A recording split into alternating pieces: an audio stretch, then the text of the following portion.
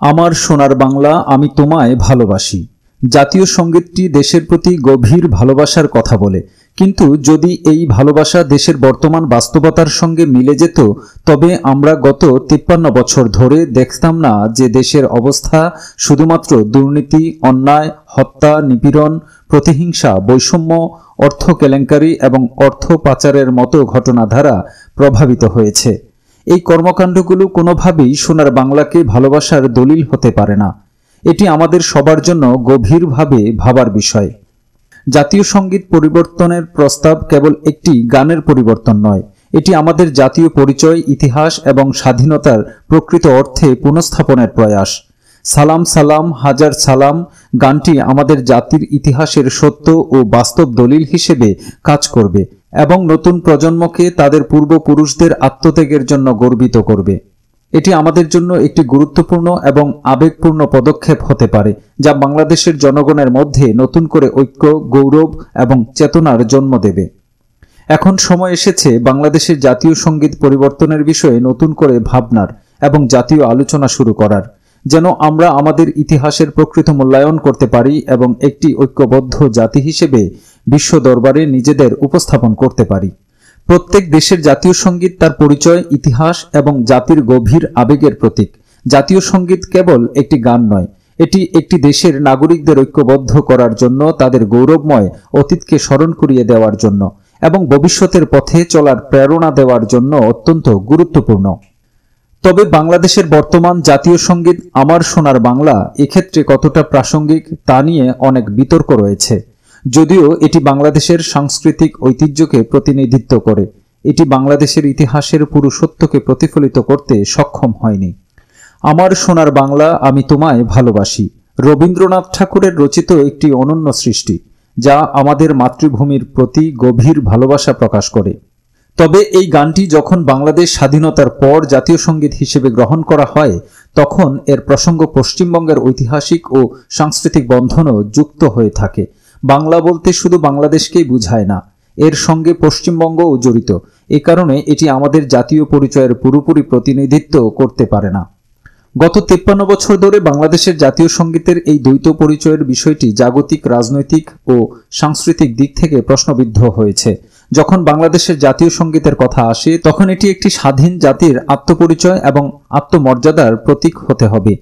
আমার সোনার বাংলা গানে যেমন আমাদের মাটির প্রতি গভীর ভালোবাসা রয়েছে, তেমনি এটি আমাদের আত্মত্যাগ, সংগ্রাম ও স্বাধীনতার জন্য যে রক্তক্ষয়ী যুদ্ধ হয়েছে তার সঠিক প্রতিফলন ঘটাতে সক্ষম নয়। সালাম সালাম হাজার সালাম সকল শহীদ স্মরণে গানটি বাংলাদেশের স্বাধীনতার ইতিহাসের সঙ্গে গভীরভাবে জড়িত। 1952 সালের ভাষা আন্দোলন থেকে শুরু করে 1971 সালের মুক্তিযুদ্ধ পর্যন্ত বাংলাদেশের একাধিক চ্যালেঞ্জ ও ঝড়ের মধ্য দিয়ে অতিবাহিত হয়েছে।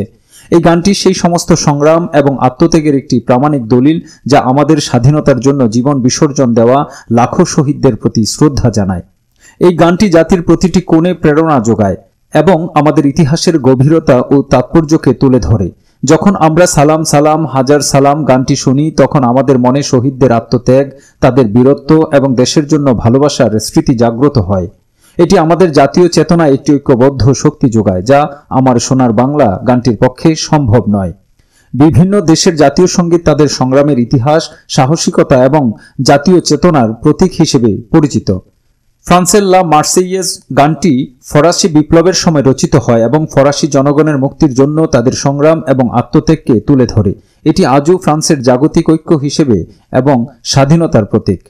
আমেরিকার দ্য স্টার স্প্যাংগলড ব্যানার তাদের স্বাধীনতা যুদ্ধের প্রতীক হিসেবে গাওয়া হয়, যা তাদের জাতির সংহতি এবং স্বাধীনতা সংগ্রামের প্রতিফলন। জার্মানের জাতীয় সঙ্গীত ডাচ ডয়েচল্যান্ড লিড এর তৃতীয় স্তবকটি জাতীয় সঙ্গীত হিসেবে ব্যবহৃত হয়, যা স্বাধীনতা, ঐক্য এবং ন্যায়ের প্রতি জার্মান জাতির প্রতিশ্রুতি ও বিশ্বাসকে প্রতিফলিত করে। এটি দেশপ্রেম, ঐক্য ও ন্যায় বিচারের মূল চেতনাকে উদযাপন করে। সুইডেনের জাতীয় সঙ্গীত ডু গামলা ডু ফ্রিয়া, যার অর্থ তুমি প্রাচীন, তুমি মুক্ত, সুইডেনের প্রকৃতির সৌন্দর্য, স্বাধীনতা ও গৌরবময় ঐতিহ্যের প্রতীক। এটি সুইডিশ জনগণের দেশপ্রেম এবং প্রকৃতির প্রতি ভালোবাসাকে উদযাপন করে, যদিও এটি আনুষ্ঠানিকভাবে জাতীয় সঙ্গীত হিসেবে ঘোষণা করা হয়নি। জাপানের জাতীয় সঙ্গীত কিমিগাও, যার অর্থ তোমার শাসনকাল, সম্রাটের দীর্ঘায়ু এবং দেশের শান্তি ও সমৃদ্ধির কামনা করে। এটি বিশ্বের সবচেয়ে প্রাচীন এবং সবচেয়ে ছোট জাতীয় সঙ্গীতগুলোর একটি, যা জাপানি ঐতিহ্য ও সম্রাটের প্রতি আনুগত্যের প্রতীক। স্পেনের জাতীয় সঙ্গীত লা মার্চা রয়্যাল, যার অর্থ রয়্যাল মার্চ, এটি একটি গীতিকথাহীন বাদ্যযন্ত্র সঙ্গীত। এটি স্পেনের রাজকীয়তা, ঐতিহ্য এবং জাতীয় ঐক্যের প্রতীক হিসেবে বিবেচিত হয় এবং বিভিন্ন সরকারি ও আনুষ্ঠানিক অনুষ্ঠানে বাজানো হয়। স্পেনের জাতীয় সঙ্গীতে কোনো লিরিক নেই, যা এটিকে অন্য দেশের জাতীয় সঙ্গীতের তুলনায় আলাদা করে তোলে, তবে এটি স্পেনের জনগণের মধ্যে গভীর দেশপ্রেম এবং জাতীয়তাবোধ জাগিয়ে তোলে। বাংলাদেশের ক্ষেত্রে জাতীয় সঙ্গীতের সেই ঐতিহাসিক তাৎপর্য থাকার প্রয়োজন, যা আমাদের জাতির মুক্তি ও স্বাধীনতার জন্য সংগ্রামের সঠিক পরিচায়ক হবে। আমাদের সোনার বাংলা একটি সুন্দর গান হলেও এটি একটি নির্দিষ্ট সময়ে এবং ভৌগোলিক সীমায় আটকে আছে। এটি আমাদের আত্মত্যাগ এবং সংগ্রামের প্রতিফলন ঘটাতে পুরোপুরি সক্ষম নয়। বাংলাদেশের সাম্প্রতিক ইতিহাসে 1952 সালের ভাষা আন্দোলন থেকে শুরু করে 1971 সালের মুক্তিযুদ্ধ এবং পরবর্তীকালে আমাদের বীর মুক্তিযোদ্ধাদের আত্মত্যাগ, এই সমস্ত ঘটনাগুলো একটি অভিন্ন ইতিহাসের অংশ। সালাম সালাম হাজার সালাম গানটি এই সমস্ত আত্মত্যাগ এবং সংগ্রামের বাস্তব চিত্র তুলে ধরে। এই গানটি আমাদের দেশের প্রতিটি মানুষের হৃদয়ে গভীরভাবে প্রথিত এবং এটি একটি জাতীয় ঐক্যের প্রতীক হতে পারে। এটি আমাদের জাতীয় প্রতীক, পরিচয়, আত্মত্যাগ এবং সাহসিকতার প্রতিচ্ছবি হিসেবে দাঁড়াবে। 1952 থেকে 2024 সাল পর্যন্ত বাংলাদেশের ইতিহাসে যেই সমস্ত জ্বর বয়ে গেছে, সালাম সালাম হাজার সালাম গানটি সেই সব সংগ্রামের যথার্থ প্রতিফলন এবং স্বীকৃতি হিসেবে বিবেচিত হতে পারে। শুধুমাত্র সুর এবং গানের কথার চেয়ে জাতীয় সঙ্গীত অনেক বেশি কিছু বহন করে। এটি জাতির ইতিহাসে সংস্কৃতি ও মূল্যবোধের প্রতীক। সাম্প্রতিক দেশগুলোতে বেশ কয়েকটি দেশ সমসাময়িক মূল্যবোধ এবং জাতিগত অন্তর্ভুক্তিকে আরও জোরদার করতে নিজ নিজ জাতীয় সঙ্গীতে সংশোধন ও পরিবর্তন আনার সাহসী পদক্ষেপ নিয়েছে। বাংলাদেশেও জাতীয় সঙ্গীত পরিবর্তনে আলোচনা এখন তুঙ্গে।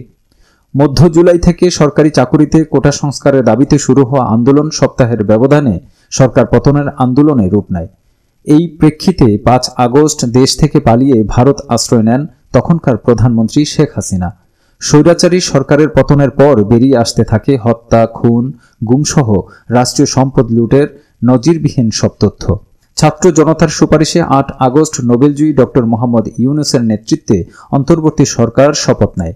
এ সময় আন্দোলনের অগ্রভাগে থাকা শিক্ষার্থী সহ সমাজের বিভিন্ন স্তর থেকে রাষ্ট্রযন্ত্র সংস্কার এবং মেরামতের দাবি জোরালো হয়।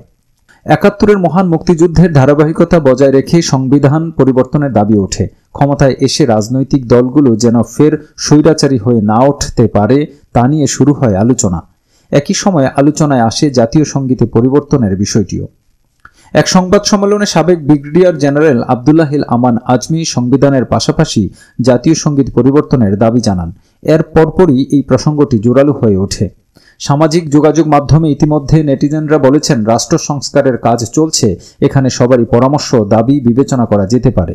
আব্দুল্লাহিল আমান আজমি একটি প্রস্তাবনা দিয়েছেন, এটি গ্রহণ করা না করা বিষয়ে সরকার আলোচনা করতে পারে।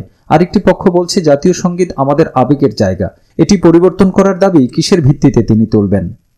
জাতীয় প্রেস ক্লাবে আয়োজিত এক সংবাদ সম্মেলনে ভার্চুয়ালি যুক্ত হয়ে জামাতে ইসলামের সাবেক আমির অধ্যাপক গোলাম আজমের ছেলে আব্দুল্লাহিল আমান আজমি বলেন, বাংলাদেশের জাতীয় সঙ্গীত স্বাধীনতার অস্তিত্বের পরিপন্থী।